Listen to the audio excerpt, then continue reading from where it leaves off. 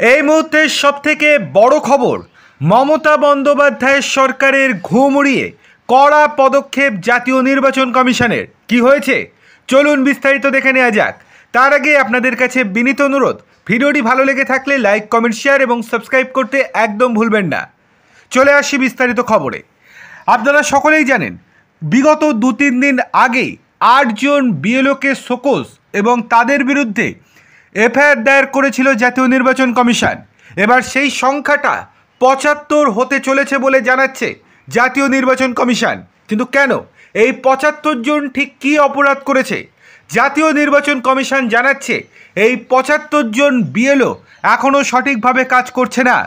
এমনকি এই 75 জন বিএলওর বিরুদ্ধে ভুতুড়ে ভোটার তালিকায় তোলায় নাম তুলেছে বলে অভিযোগ আসছে। যে সমস্ত মৃত ভোটার বাদ দেওয়ার কথা, সেই সমস্ত মৃত ভোটারদের নাম তালিকায় তুলেছে এই 75 জন বিএলও। এছাড়াও তারা সমস্ত নির্দেশ পুঙ্খানুপুঙ্খভাবে পালন করছে না। এই 75 জন বিএলওর মধ্যে 66 জন তৃণমূলের অত্যন্ত ঘনিষ্ঠ বিএলও, যাদের মধ্যে তৃণমূল সেলের কিছু শিক্ষকও রয়েছে। শুভেন্দু এই বিস্ফোরক অভিযোগ বারংবার নির্বাচন কমিশনকে জানিয়েছে, কিন্তু এতদিন পর ঘুম ভাঙল জাতীয় নির্বাচন কমিশনের। তবুও বিজেপি বলছে 75 নয়, এই সংখ্যাটা অনেক বেশি। এখনও তাদের বিরুদ্ধে পদক্ষেপ নেয়নি জাতীয় নির্বাচন কমিশন।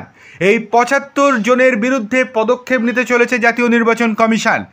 তাদের বিরুদ্ধে যে গুরুতর অভিযোগগুলো ছিল, সেই অভিযোগগুলো সত্য প্রমাণিতই হয়েছে বলে জানাচ্ছে জাতীয় নির্বাচন কমিশন। অর্থাৎ তৃণমূল তাদেরকে দিয়ে ভুতুড়ে ভোটার তোলা ছিল তালিকাতে, সেটা ধরা পড়ে গিয়েছে হাতে নাতে। এবার তাদেরকেও শোকজ এবং তাদের বিরুদ্ধেও এফআইআর করতে চলেছে জাতীয় নির্বাচন কমিশন।